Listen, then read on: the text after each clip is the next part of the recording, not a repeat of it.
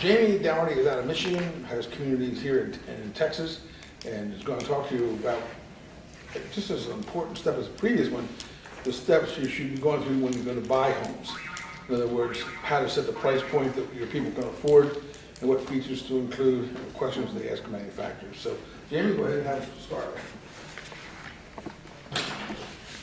Good morning.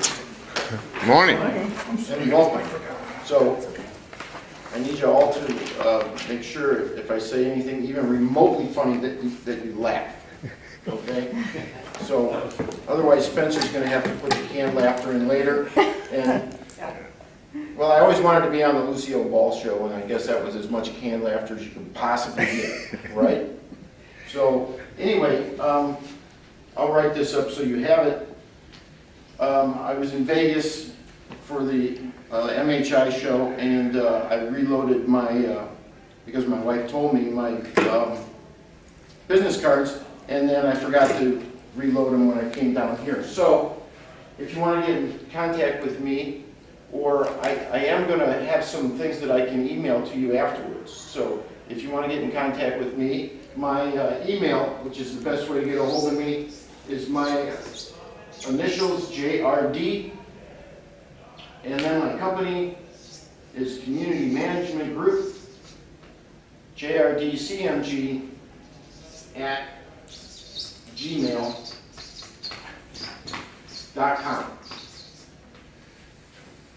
Okay?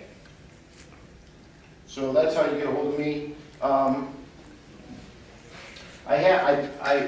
give you my background briefly. I was a CPA, and I decided I needed to supplement my retirement a little bit, so I decided to get into some real estate, and I had a couple of clients, and they wanted to invest with me, and so we bought an apartment, small apartment building to get started, and I had hired a lawyer that I met. He was teaching a class, and while we were at the closing, he said, "Have you ever looked at a mobile home park?" And I said, "No." And he said, "Well, I think you should." So 6 months later, we bought a little mobile home park, and well, it was more like a trailer park in Westville, Indiana. And there's a beautiful big park called New Durham Estates. I couldn't think of the name yesterday. Mel Fath was the guy who developed it. It's a beautiful community. That wasn't ours. Ours was a little trailer park not far away. But the reason we bought it was because there was a prison close by, and I figured that we had a lot of guards, you know, that lived in the community because you could see the prison from the community. And, well, prisons don't usually go out of business. So I thought that was a good investment, and it turned out to be so. Without knowing how to do a turnaround, we did a turnaround and sold it 3 years later and actually made some money. And I don't think I've sold anything since. So we haven't done any turnaround deals. So we've just done long-term stuff, and you know, so far it's worked out okay. And we're happy to be in the business. It's been let's see, that first community we purchased in 1987. And I still have the ones that we purchased in 91 and 93 and 94. And I guess we're in it for what you would call the long term. So anyway, when I was getting my master's degree in finance, they gave me a job teaching first semester accounting. And I haven't taught a class since then. So that was 1980. And the thing about it was, when I was teaching accounting to a bunch of people who had to take the class, I knew that I knew more about that accounting than anybody else in the room. And if I screwed it up, I could fix it the next day. But here, I'm with my peers, people who probably know more than I do about this stuff, so it made me a little more nervous.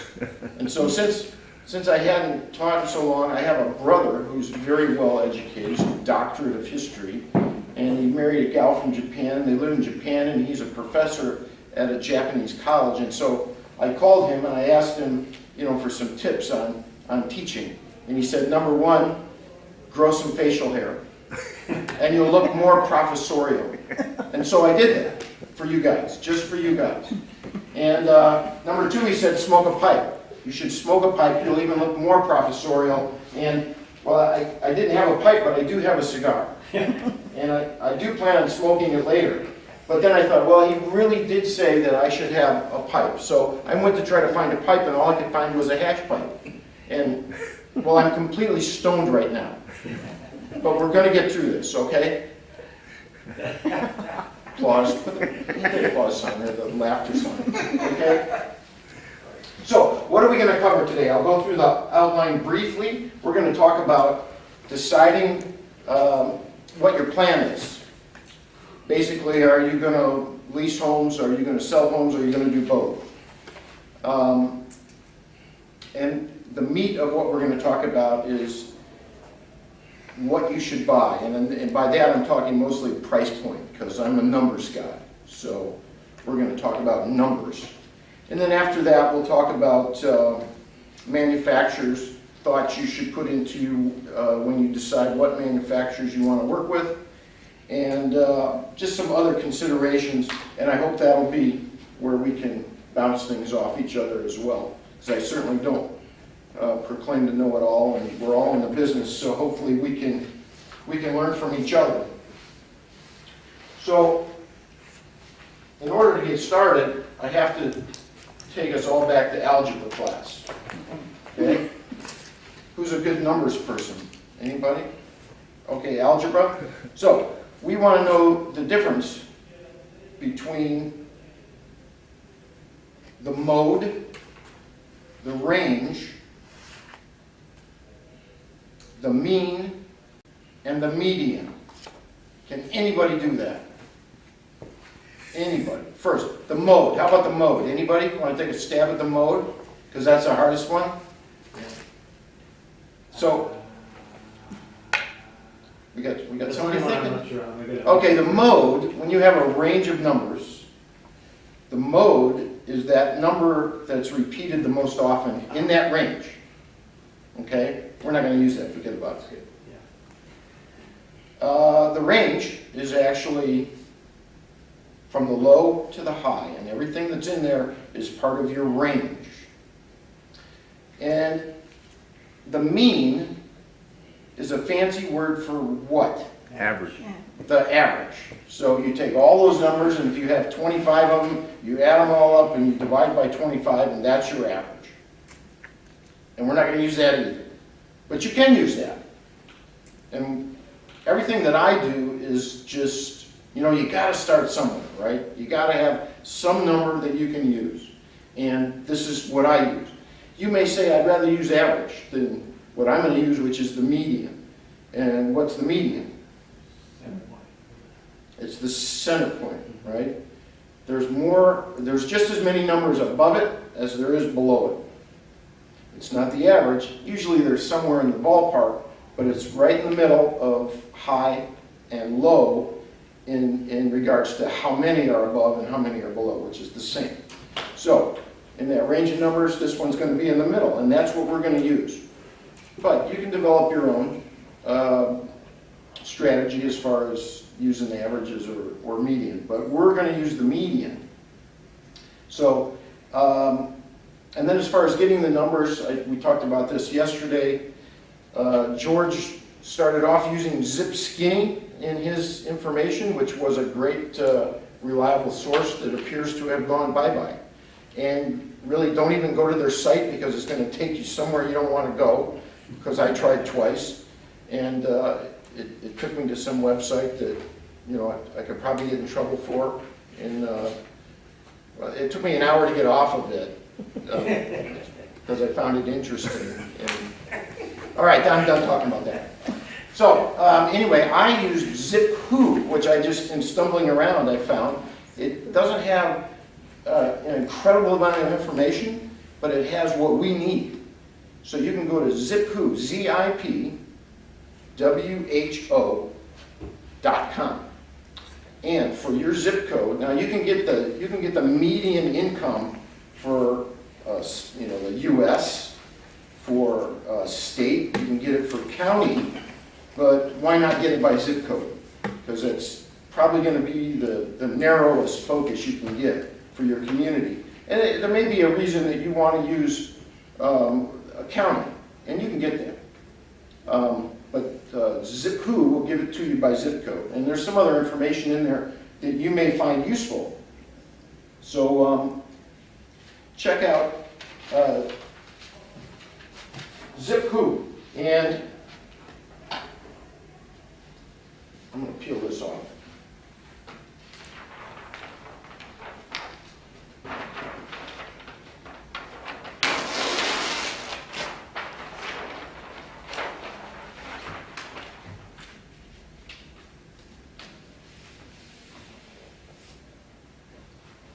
Now, so what we're going to use is often referred to as AMI, or Area Median Income.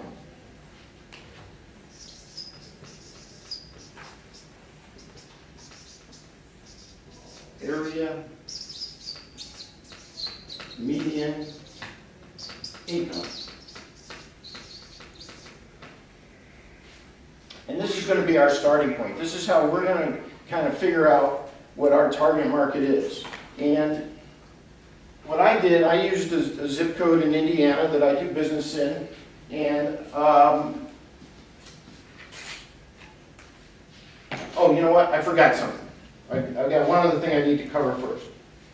Oh no, I didn't. We're okay. We'll keep moving in this direction. So the area median income in this zip code is $53,657. And really what I think that is telling you is that that's by household. So that's what the average or the median income level by household is in that zip code. So I'm making a conscious decision to target people who are underneath that. I'm saying that my target market is going to be somebody who's at 70% of that. So out of all the people in that zip code, mine are a little on the lower side of the income scale. So if I'm going to use 70% as my target market, my target is making $37,560 per household.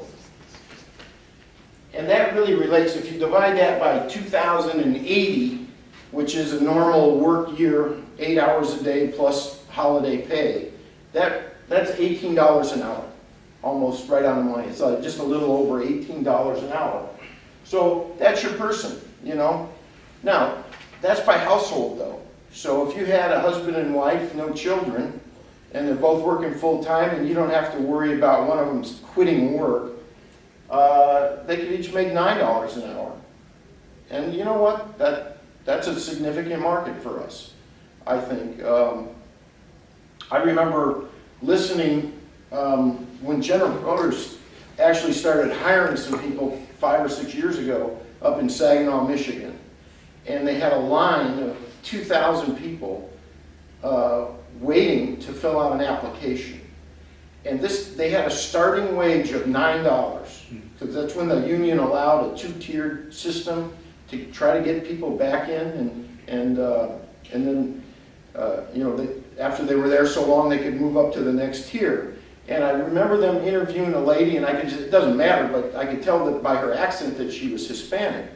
And they were, you know, they were kind of skewing it to, well, why do you want this $9 an hour wage, you know? And she said, are you kidding me? My husband's in line in front of me, and we're both hoping to get on here. $9 an hour is, you know, $2.50 more an hour than I'm making now cleaning houses or whatever she was doing. So I'm thinking about that. I'm thinking her and her husband, that's my customer, because they can afford what I have.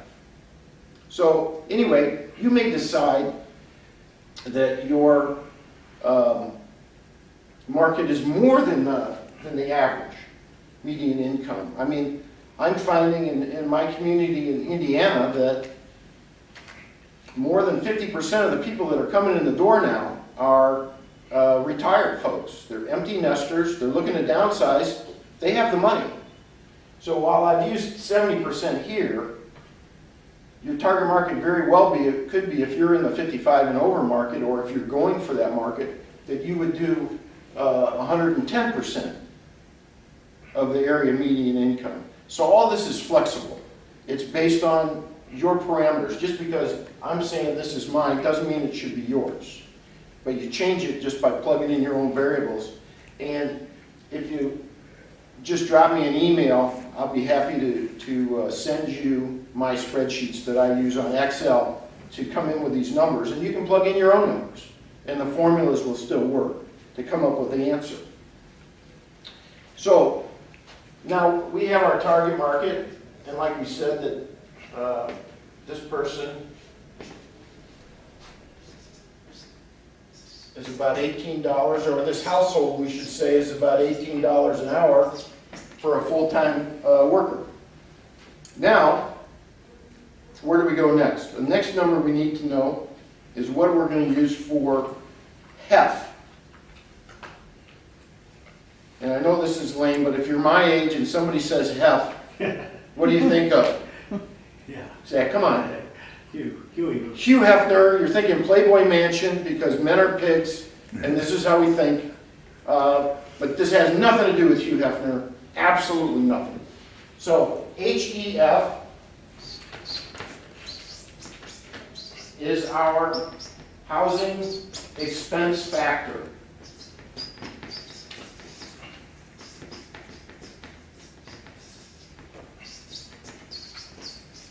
Now, this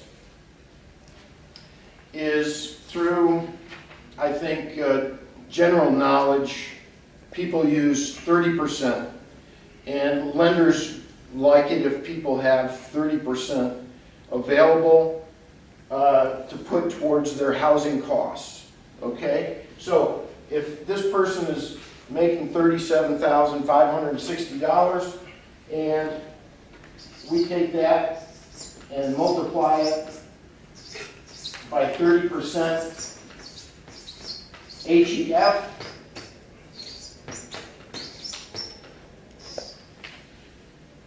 we get $11,268 that they have to spend on housing. Okay? Any questions on that?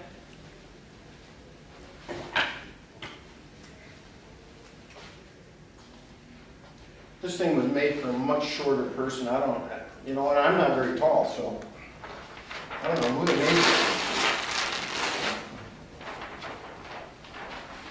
But I do like the fact that we can just keep it up here.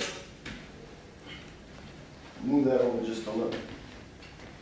So, now that we've come up with a number, what does that include? Housing expense factor. Typically, you've got a loan.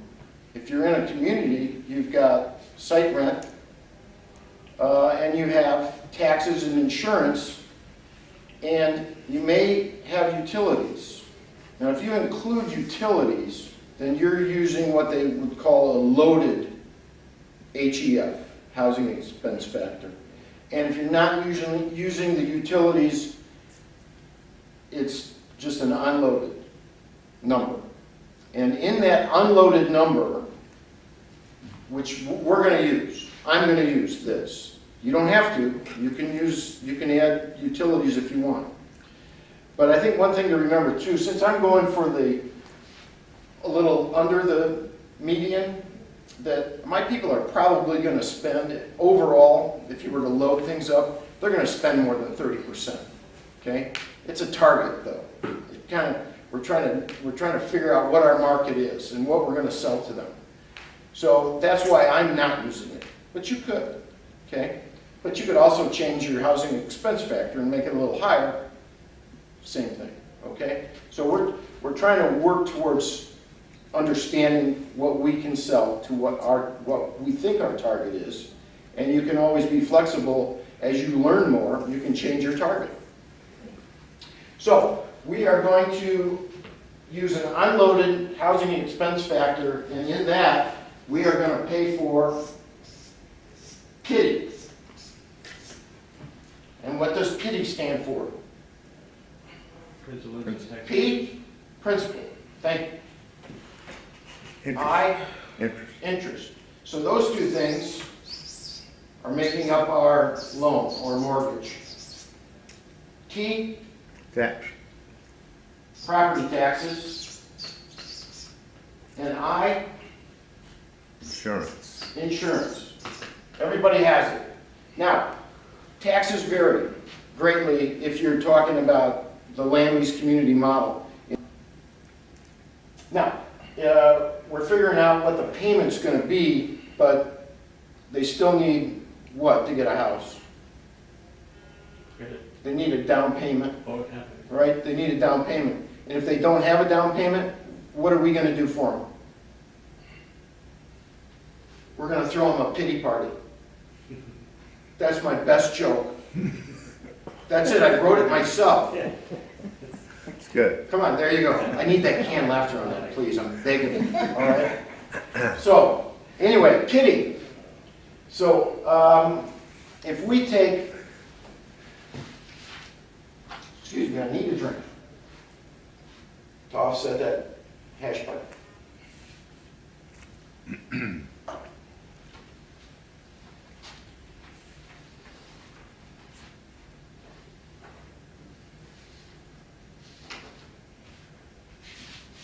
Make sure I'm covering everything.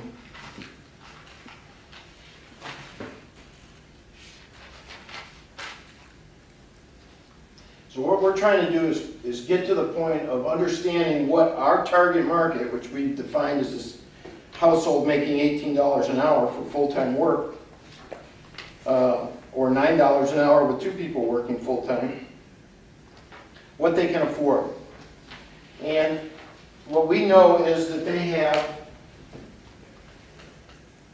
and I'm gonna do, actually I need a new word here, just so I don't run out of room.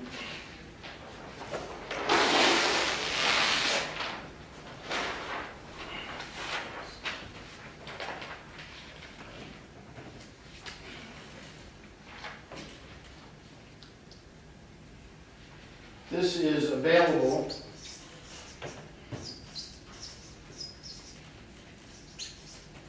for pity. And this is going to be a stick-built home on land, and this is going to be a factory-built home in a land lease community. So they both, under both scenarios, we have the same amount of money available. And it's $11,268 a year. So we'll start them both with that.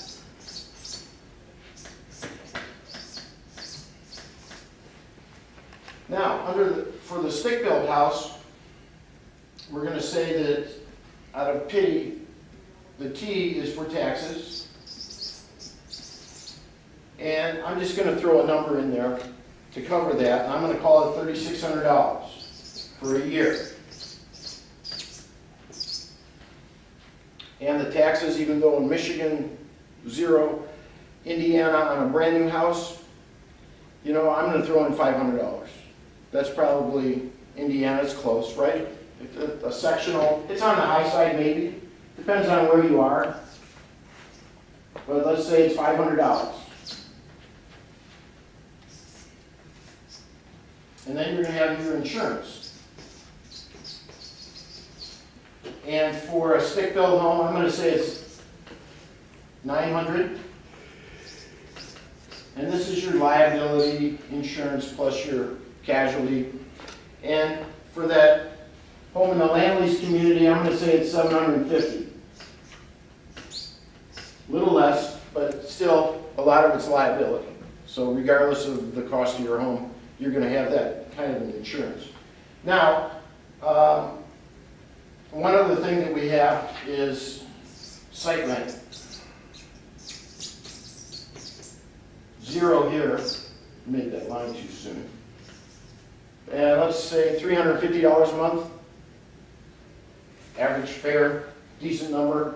$4,200 for site rent. So now, what's available for principal and interest? For the site-built home, $6,768. And for the land lease home, $5,818.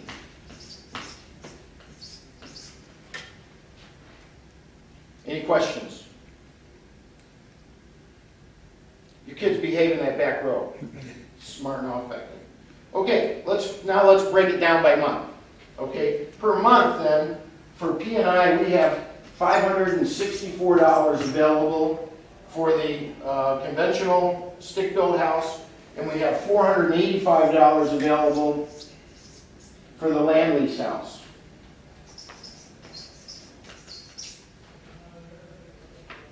So, what will that buy us for a stick-built house?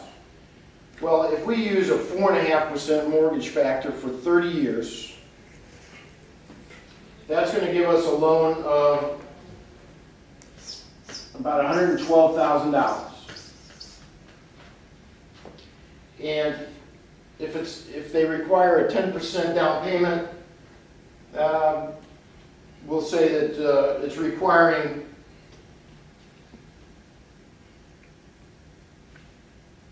about $12,000 once you add the two of them up. So this guy supposedly can afford to buy a $124,000 house. And what can we do over here? Can we get the same mortgage? Nope. Nope, we can't. So we do have a new home though. We're talking about a new home, so we can probably get 20 years. I think that's fair. But I use, in my head, if I'm doing this kind of thing, I use a 3.5% differential between the two mortgages. So if I can get this at 4.5% for conventional, I'm saying it's going to cost me 9%, at least 9% on the chattel mortgage in the land lease community. So at 9%, $485 will give us a mortgage totaling about $54,000. Jamie, that's a 4.5% spread. Is it? Yeah, is that what you meant? That's safer. Yeah, okay. Thank you. I just put that in there to see if you guys were awake. 4.5, safer. So we're being more conservative. Double. Thank you. So, and I think it's reasonable, right? I agree. If anything, it's probably on the low I side. need to change my my thinking in my head. It's not 3.5, it's 4.5.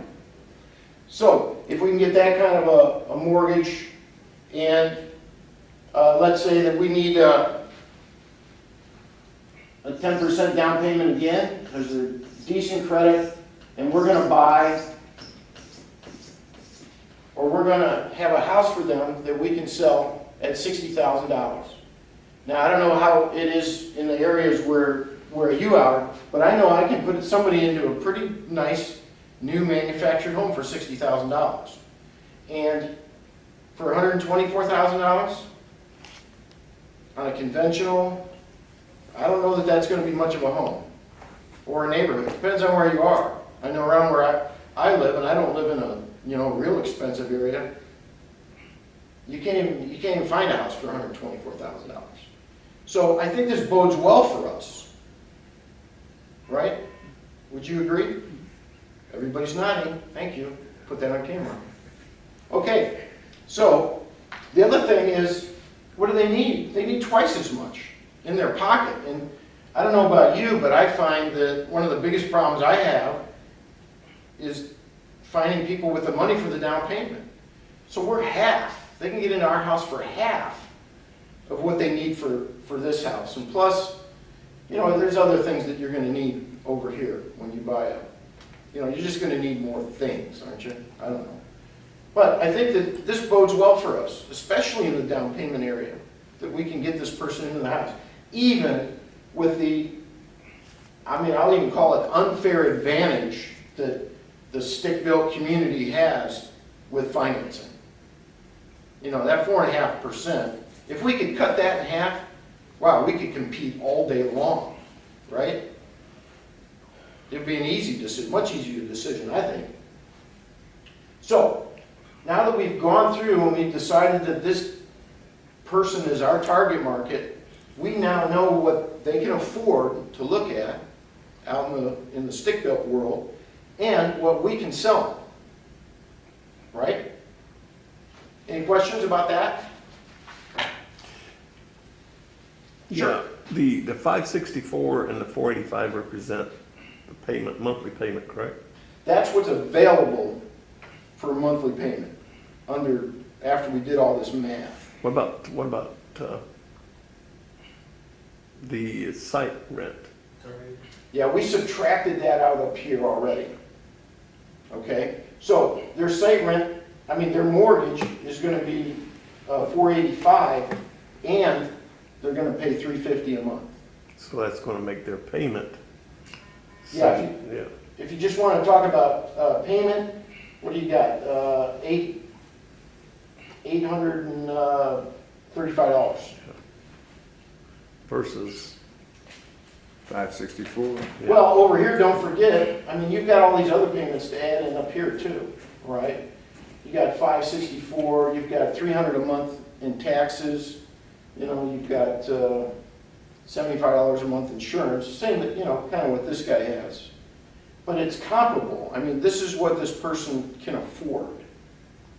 Yeah, both are paying a total of 1268, right? What they're paying per Yeah. month in total is the same. If you divide the, I mean, that was our opening premise. Yeah, I see what you mean. That they're gonna spend, you know, divide that by 12, it's just under $1,000 a month, you know, in total. And that's one thing that, you know, I found that salespeople don't often want to talk about taxes and insurance, you know. And some people get surprised because they just don't think about it when they're figuring out what they can afford. And I think we do a disservice if we don't. And I don't have any problem sitting down with somebody and going through this kind of math.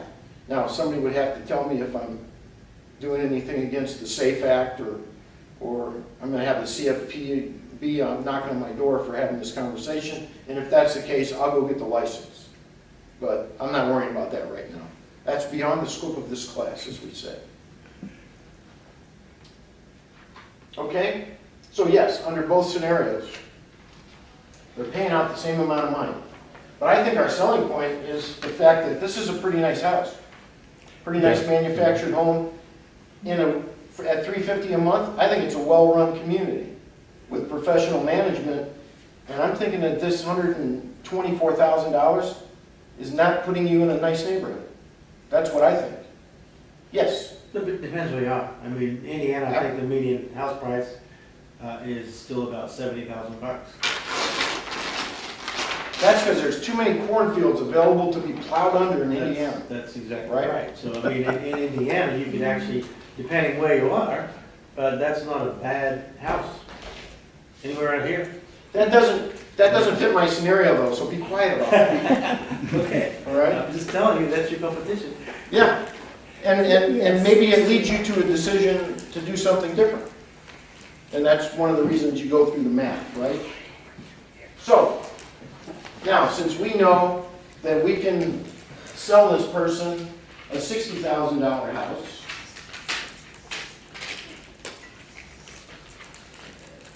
we have to go to green. Yeah, you gotta put the lid on that when you're talking. I guess so. Well, you sure cleaned up your presentation since I left. I haven't mooned the crowd yet. So, sale price, George, how many do you know there were? You shared two over there. I know, We're both busy. they're both dying. $60,000, so are we gonna call the manufacturer and tell them, send me a house priced at $60,000? Because I can sell it? No, we're not. We've got some other costs involved. So our goal right here, right now, is to work backwards to figure out what's our invoice with freight that we're gonna look to the factory for. Okay? So, it depends on what you do and whether there's sales tax involved. I'll use this, may not be broad enough.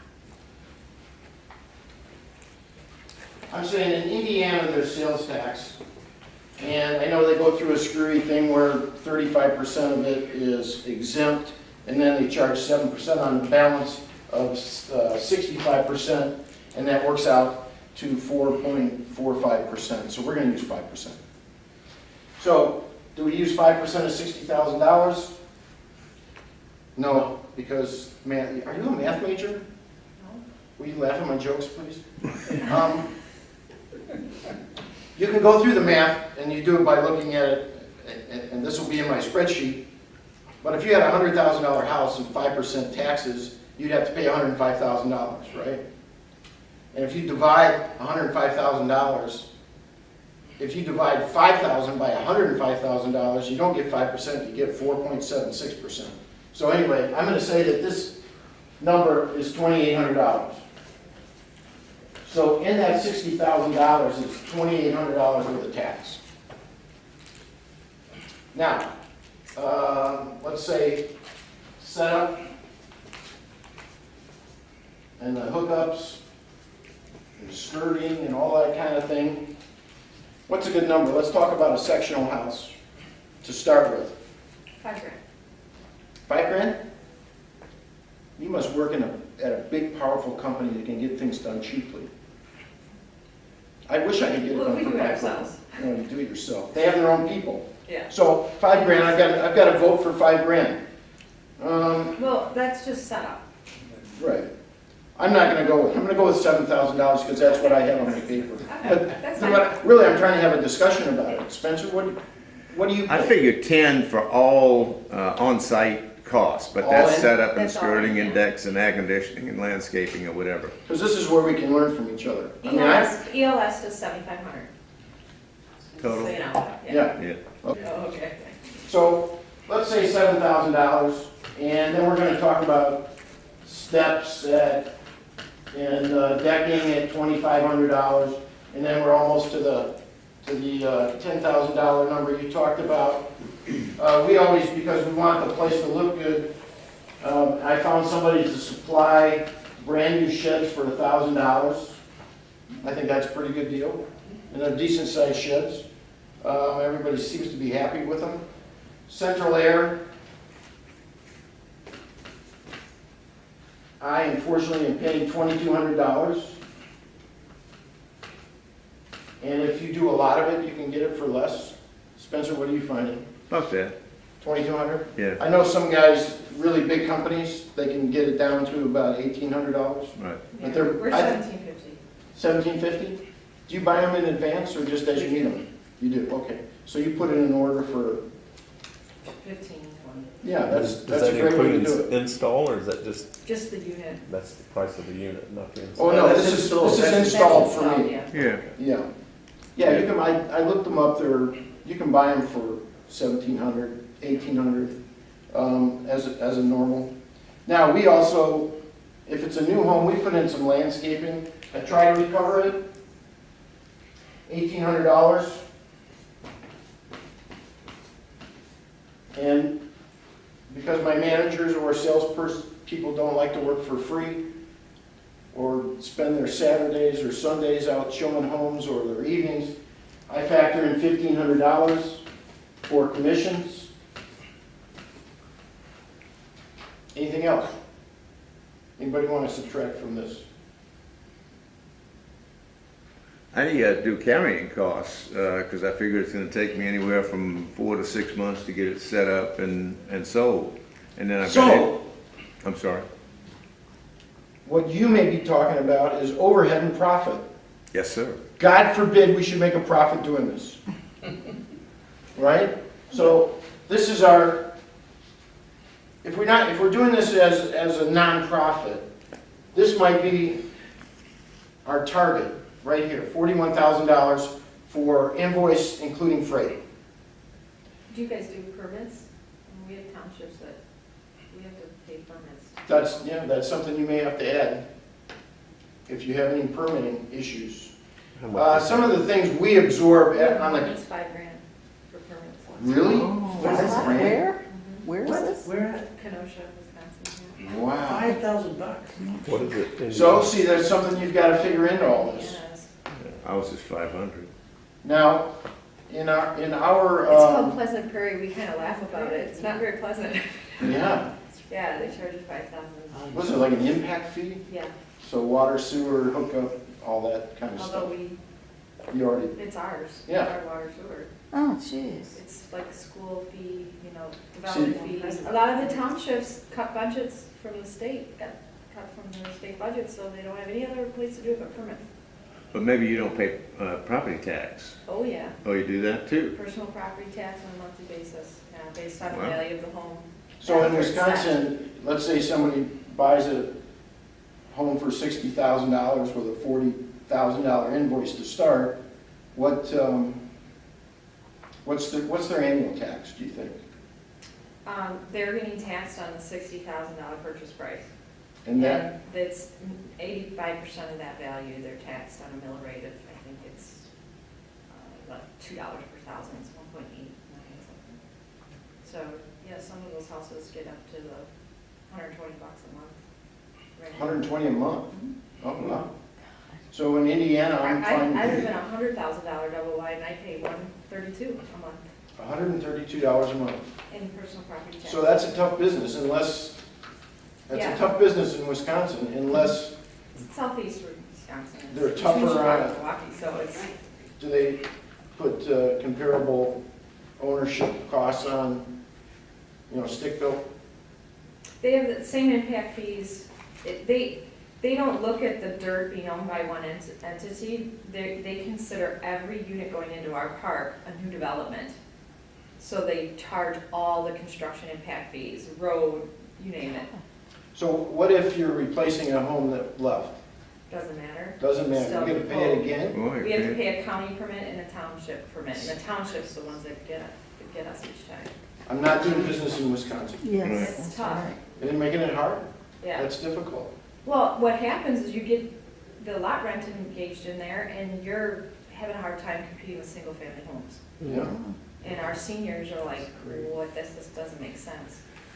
Yeah. So they'll go into the condo next door, or they'll go into a single-family home and just pay somebody to come in and maintain the yard. do you think it's conscious? Are they trying to legislate you out of Potentially. business? Yeah. Potentially, Mm-hmm. yeah. We have zero on their 10-year planning, 10-year plan for the county, zero affordable housing on that plan, and they voted for it. So if we went in for expansion, it would be shot down because it doesn't meet their 10-year building plan for the county zoning. So yeah, they want to eliminate manufactured That can't be even constitutional. They say somebody needs to go above the Well, the they look local at the, authorities and they go look to at the total number of houses in the area and new units Uh-huh. constructed, and they look at how many mobile home units are there, and they say, oh, that's a good ratio. We don't need any more. And they all vote on it. Well, since the federal government wants to get into the neighborhoods now and tell you how much should be affordable, and geez, maybe we'll get some help. It might help, yeah, if Might. they increase that percentage or the ratio. Now, and then we just have to get the federal government to understand that we are affordable housing choice. No, they'll just end up putting little tiny homes in there, Yeah, Tiny. put in the tiny home. or little efficiency apartments or something, right? So, yeah, we'll see, but, which, on the other hand, it increases the value of that mobile home park exponentially to the investor because it's the only community in that particular township. So where else are you gonna find? And the lot rents are in the 550, 600 range. Yeah, that's a lot for a Midwest state, Yes, not for California. it's But a 500 site park, so. so their overall ELS cost that owns they it could now. be paying, Yeah, we handed over to ELS, so. right? Their overall cost that they could be paying without, forget about a mortgage. Yeah, What are they paying on a monthly basis?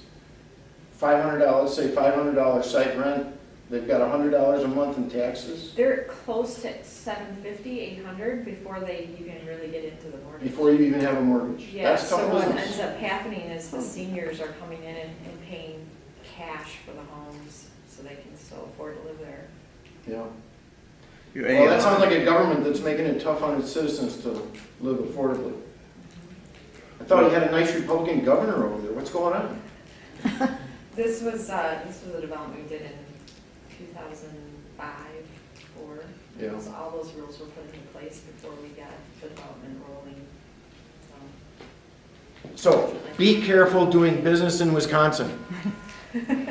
Thank you, Tammy. You're welcome. That's another perspective. And it's Something to really think not about. specific to Wisconsin. It's really geared towards metropolitan areas. I mean, we are between Chicago and Milwaukee, so that traffic, it's just the demand is causing that. They Yeah. want to put more control over the development coming in from Chicago. Well, and Northern interestingly, Wisconsin, we have no issues at all. anyway, let's throw some profit in there, okay? And we'll finish this up. Let's say we want to make $5,000. So now, we've got $36,000 available for the home and the freight to get it there, okay? We've done everything else. And if this took us down to the point where, you know what, that's a single section, it's not a sectional, I can't get the sectional I want for that, well, you can add back some money because this $7,000 probably just turned into $4,500 or $4,000 because a sectional doesn't cost you, or a single section doesn't cost you anywhere near what a sectional does to set up. Fair? So we could add $2,000 or $3,000 back here if we're talking about a single section. But if you're looking for a small sectional, you know, you can maybe do it. You can maybe find something in that range. But if you're trying to do drywall and all those things, then you're talking about a single section home. But what this has done for us is narrow down, if we believe all of our factors in the beginning, and that this person really is our target market, and somebody that's making $18 an hour full-time and is the sole wage earner in that house, that's our person, then this is the invoice plus freight that we have to sell to them. Any questions about that? And if you don't want to make a profit, you can sell them a better house. Certain things in our community we eat. Some people try to get it back. If you have to pour cement, if you have to put in a new utility service, so on and so forth. If it's infrastructure in the community, our community eats that. If I need to pour cement, that's a community expense. I don't try to get it back out of the homeowner. If I make a profit, great. I mean, it's the same company, but I'm also trying to fill a site.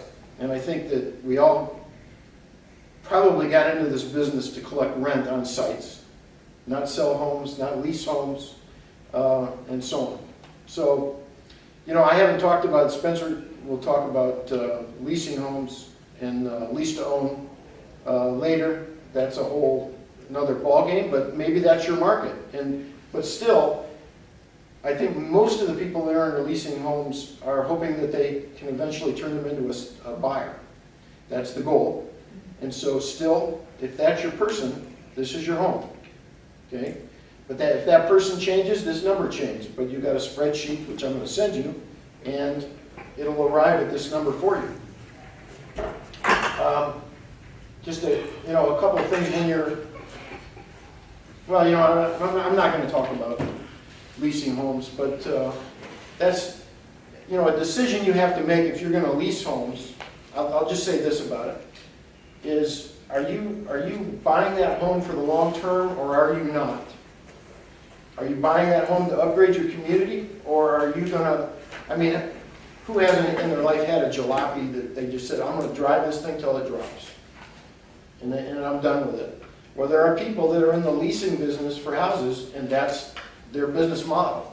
And they buy the cheapest thing they can, metal on metal if they can, and they lease it out. And they hopefully are going to lease it for 12, maybe 15 years. I don't know what their model is. But they're either going to sell it for a couple $1,000s after that time period, or they're going to throw it out and start over. That's a model. That's a business model. There's nothing wrong with it. There's people making a lot of money doing it.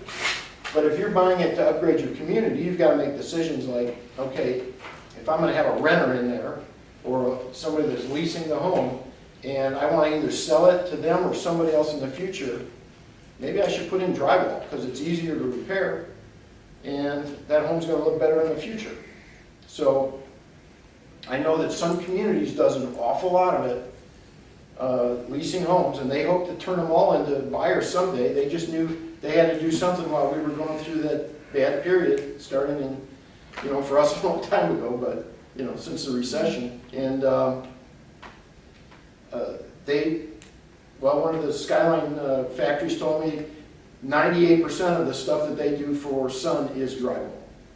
So they've made that decision to spend a little more money up front to have a home that's gonna last longer, and that they're gonna be able to repair easier and make it look better for the next, either the next lessee or somebody who's gonna buy that house. So that's a decision you have to make too when you're thinking about pricing and what you're buying. So, just a couple other things. How are we doing, George? Time? Yeah, plenty of time. Oh, I did less jokes today, apparently. Well, I did lose my nose. Yeah, that's a big factor right there. One thing I want to mention before I forget, I forgot this yesterday. My manager at our Indiana community is very hands-on in the community. It's a 130-site community, and it's called Ashbury Ridge, is the name of it. It's in Mooresville, Indiana. It's a nice community. I'm proud of it. But she started, as we started to get older and older people, and a lot of them just grew older in the community, but we're also getting some single older ladies who are downsizing, and they maybe have a friend there, and they're moving in, but they need help with little things. And what we found was there were a lot of people that wanted to volunteer to help them.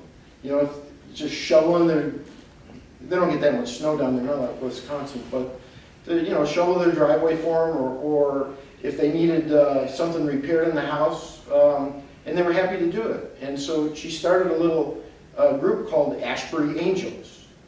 And anytime somebody needs something done, they'll call her now. You know, the ladies will call her and say, you know, I could use some help with this. So that they don't have to call a plumber that they don't know, or, you know, have somebody come out that may potentially, you know, not treat them correctly. And Betty will just put it out with an email, you know, so-and-so and site whatever, can use some help with this, anybody want to take that on? It happens every time. We've never had somebody not jump in to take care of it. And it's something we're proud of, and I think if you look in your communities, and, you know, I know if you have an 800-site community, it's kind of hard to be as friendly and know the people as well as we do in a 130-site community, but I think you may be surprised, and I just wanted to mention that because I think, you know, if you haven't thought about that, it may be available to you in your community, and it makes it nice, and it helps with the community feel. It's a great idea. So the So angels get, is it free? Yeah, they just volunteer. You know, I have a lady too that, you know, we'll have, somebody loses their job, you know, and they've lived there for 7-8 years, and the word gets around. And we had one lady, God bless her, I think she's old, she's 102 now, and she's moved to assisted living, but she stayed with us until she was 100. And she would take the city's, you know, little transportation to the grocery store, and if she knew there was somebody in need, she would always buy an extra loaf of bread and just come in, and if Betty was on the phone, she would just leave it on the counter. And Betty would, you know, and something, I think she did it all the time, and Betty would just throw it in the freezer if nobody needed it right away. But that's, you know, if you let people know that somebody needs help, you'd be surprised. And it's created a real nice community feel. And sometimes, you know, what we'll do if it's a little bigger project, and some guys will agree to take it on, and, you know, we'll cover the materials.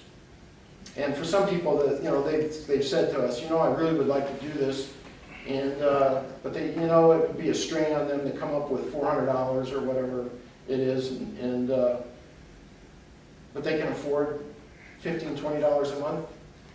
We'll front the money, and we'll just bump their rent $20 a month until they pay it back.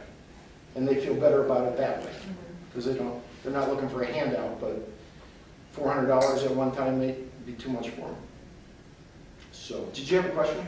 I had a comment along that line. I ran into something similar at one of our communities.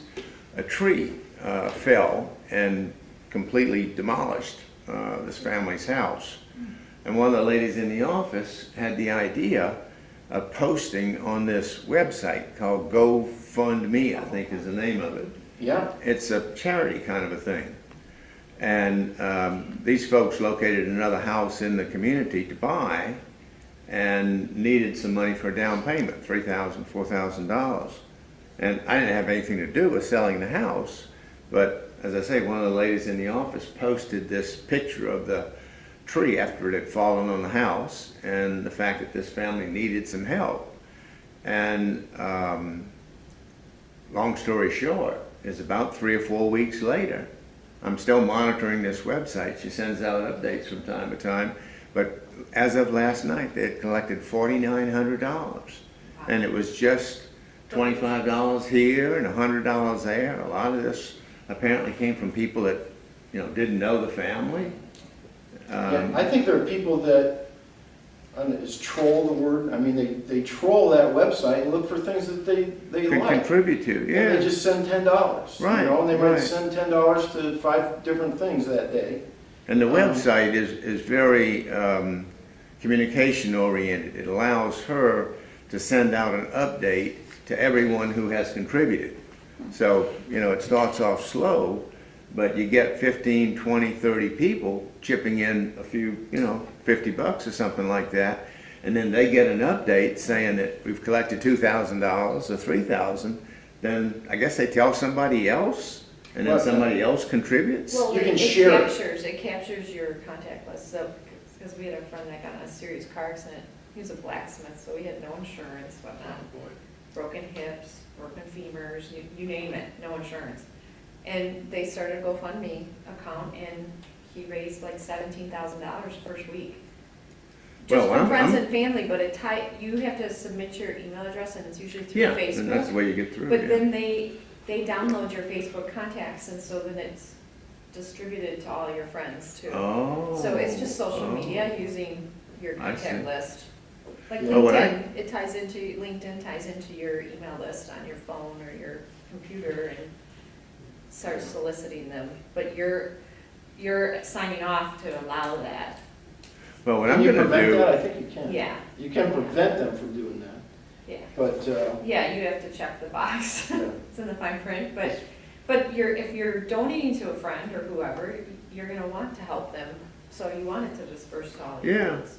yeah. well, what I'm gonna do after this happened, and obviously this family is in need, but thought occurred to me is why not do something like this on an ongoing basis and promote it as a way of buying a house for a needy family? So the Tomorrow's Home Foundation at Wisconsin Housing Alliance has that. It's a nonprofit organization that's actually overseen by our executive director, and we have state funds that go into our Tomorrow's Home Foundation, and it's for 2 programs, down payment assistance and then home repair and upgrades. And so we have funds that are brought in from the state of Wisconsin Wow, under disability acts and all. We solicit to get those funds each year wow, through the state, and then we have private donations. In fact, we've had members of the association pass away and actually give it away in their state to the Wow, Tomorrow's Home neat. Foundation, because it's a nonprofit organization. and then we where, do- how does that money get out to the communities? So you have to apply, there's a grant online. Oh, I see. And if you're needy, you go to the website, Tomorrow's Home Foundation, and you apply, and you have to fill out a very detailed questionnaire. It goes to the committee and the board for Tomorrow's Home Foundation, and we've replaced water heaters, furnaces, replaced roofs, fixed underbellies, you name it. Wow, But it's neat. for people who are in limited income, And that's a board you've been active with. the Wisconsin Housing Alliance I've been on for 17 years, I think, but the Tomorrow's Home Foundation is maybe 15 years old. So you started that as a project when you were in high school? No, I didn't start it. Our current executive director started it when Work she was with an me, assistant. Yeah, that was nice, that's right. No, Amy Bliss started it.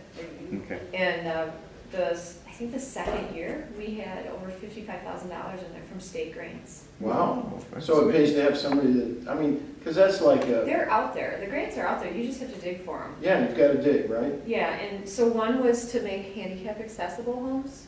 The one year, we actually built a brand new house in Green Bay with all handicap accessibility for one specific family that couldn't afford to change out the home they were in. They were in a mobile home in one of our parks, in our community members' parks, and we built the house and got Built the TV entire house? exposure. Yeah, we were able to get enough grant money to purchase a brand new home for them.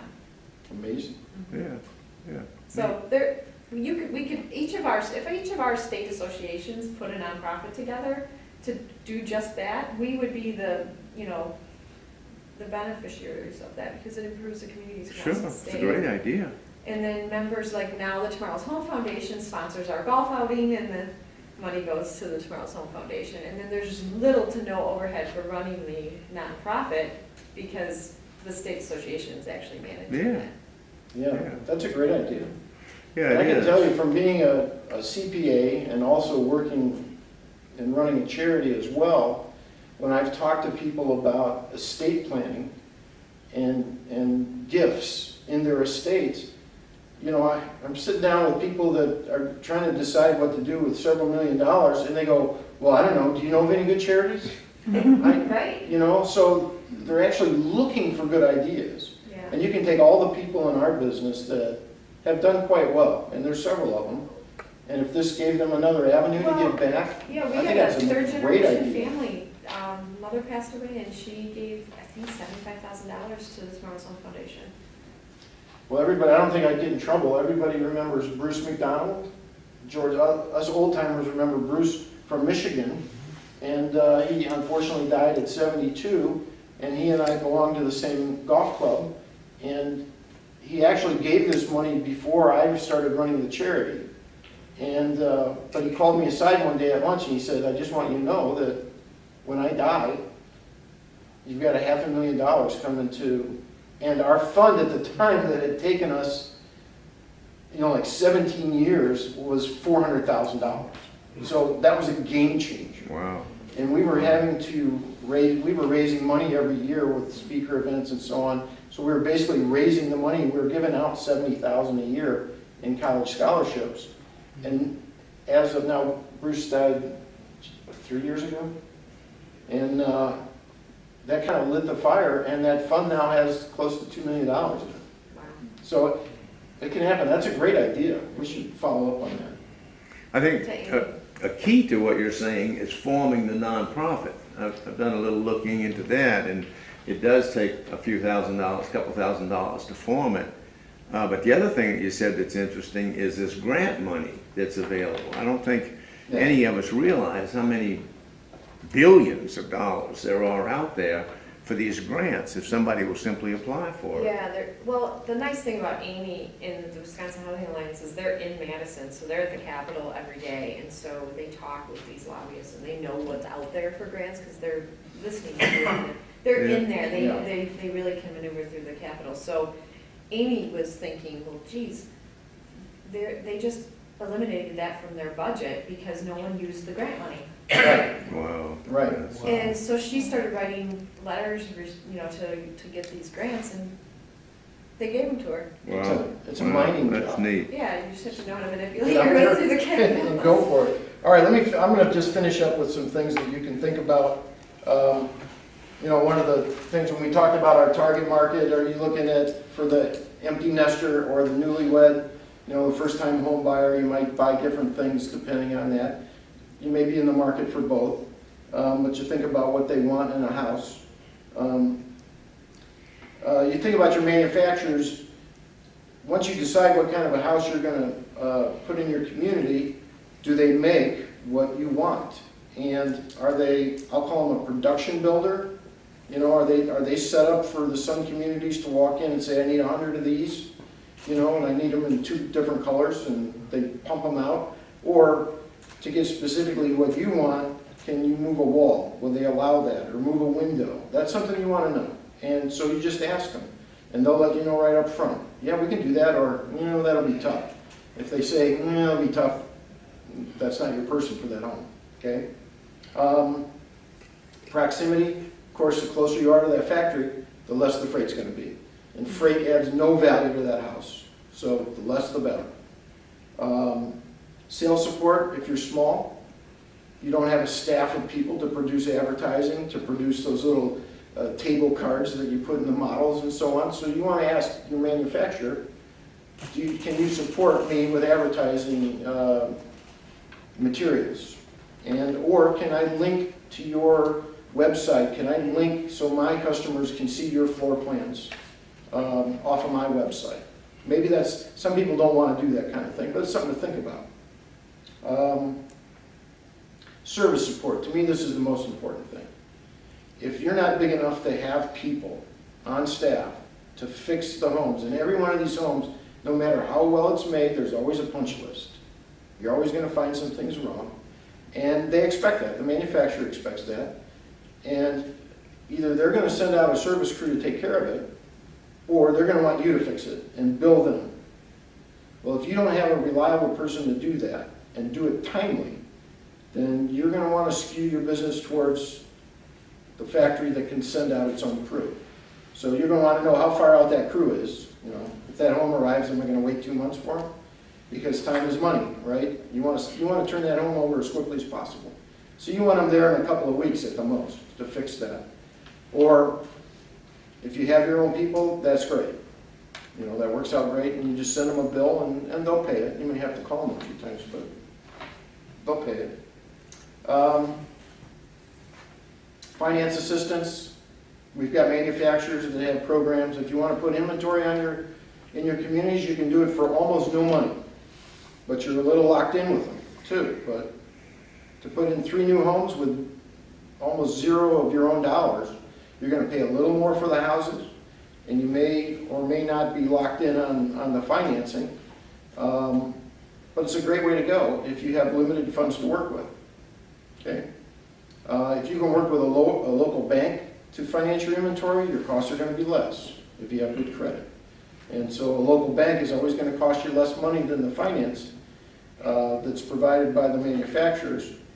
But it's a great program that they're doing. I know Cavco started the Revive program, and Clayton and their companies have the cash program. So you just want to ask those manufacturers about that. 21st Mortgage actually runs the cash program for Clayton Homes. It's a separate company, but they're all owned by Warren Buffett and his outfit, right? Let's see, what else? If you buy a lot of houses, I don't think that's anybody in this group except maybe Tammy's group, you can get to a point of volume where you can get rebates from the manufacturers. I'm not going to get there, so I kind of take their offer up front to give me what they call net pricing, and the pricing they give you is what you're going to pay for the home, but they know they're not going to have to pay you a rebate later. You're accepting that, you're accepting the fact that you're not going to reach the rebate levels. But if you were going to do it, and I honestly don't know what the lower levels are to get to a rebate for, let's say, 3%. I don't know what the number is, but you should ask and find out. Maybe it's $1 million worth of homes, and it very well could be, but I really don't know. But it's a question to ask. I don't think there's too many people that do this, but I have seen some people do it, sell outside their community, where you're actually running a street retail operation inside your community, and if somebody wants a home somewhere else, you're willing to sell it to them, but you better have a crew that can take care of that for you. So We still do it. somebody can, yeah, you can make money doing it. The community that was charging all those fees is actually not our community. Oh, yeah? Yeah, we were asked to go and put homes in. It was a big company that said, well, we don't know anything about mobile home parks, we just bought one. So you guys do that. So yeah, we do used home sales. And we made 60 grand a year, the year I left my family business, just on used home commissions. We did a flat fee, 2 grand a house to sell as a broker of used mobile homes. Great. And we're in every community in our county. So it was a little profitable little business. Wow. It didn't add to our overhead any because we were advertising our own homes. Right. So That's great. So it's working for somebody, and I'm sure it works out there. And if it really takes off for you, it's another potential business. Timing, you've got to know about lead time. Certain factories, maybe 8 weeks out, maybe 4 weeks out, maybe 6 weeks out, depending on time of the year. But you need to know that if you're putting in an order for a home. And in up north states, you have to be aware of frost laws. There are certain times of the year where you can't pull a house down the road because the ground's thawing and the roads are soft and they don't want heavy homes running down those county roads. So you need to be aware of that. Something that I think is worthwhile, partially because of the climate, but it gives a selling point, I think, for the $600 to $700, and it's in that range, to add 2x6 walls as an option to your house, and the extra insulation you get for that. To me, that's worth it. That's the best $600 I can spend, because I can sell that. When somebody comes in, I can say, these are 2x6 walls, and you can see it at the windows, and it's packed with insulation, and this is a much sturdier house because of it. That's a great selling point for $600 added to that invoice. Interesting. So I think that's something that you should consider. Gas or electric? Unfortunately, at my community in Indiana, the line that divides Indianapolis Power and Light from the rural electric company runs right through the back of my community. And so I've got people on this side of the street paying 13 cents a kilowatt, and I've got people on that side of the street paying 25 cents a kilowatt. So I want to make sure if I'm buying a home to go on that side, Yes. it's got gas, all right? Because it's a problem. And people actually even, they know, they ask, do you have home sites available on the IPL side?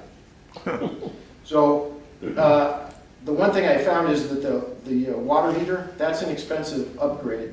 You're not getting any more of a water heater, but it's going to cost you $485 or so, up to $515 I found, to go to gas on the water heater. So I've left most of the water heaters, because that was a big pill to swallow, for not getting any more of an asset. And the water heater doesn't need near the electricity, but a furnace will. So something to think about. And then the roof pitch, 312, which is standard, slant roof pitch, versus going to 512. You can get more insulation in. It's, you know, you have to see how much that costs. It costs quite a bit. But it gives a different look to the community. Something to think about. And then porches. We found that porches, people love porches. You can add, you know, anywhere from $3,000 to $10,000 to the price of a house, but it certainly starts to set your community more up for a community feel. And the last thing I have is appliances. We all have biases one way or another against appliances. So, you know, you might be a Whirlpool person or a General Electric person or a Maytag person, and so know what your manufacturer is using. And they do change during the year. They'll send you an email that says we're switching out to different manufacturers for the appliances, but you should know what you're getting. So that's my talk. Any questions? We had some questions along the way. It was good. Good. Did you offer the spreadsheets to them on your website? Yeah, send me an email, and I will send you my spreadsheet. And then you can doctor the spreadsheet with any of the numbers that you think are different. And you mentioned early on about the AHA and O worksheet. Yeah, we passed that out, the AHA and uh-oh worksheet. You and- did pass that out. Yeah, and that's basically what we went through here. That's George's longtime formula, and George came up with that, and I pretty much just walked you through it. So thank you, and George, I want to thank you on camera for putting this together. It's our first year. I think it went very well, and something that we should do in the future, depending on what you think in the end. But I think it worked very well. Thank you for coming. Canned applause, please. Yay, yay, yay.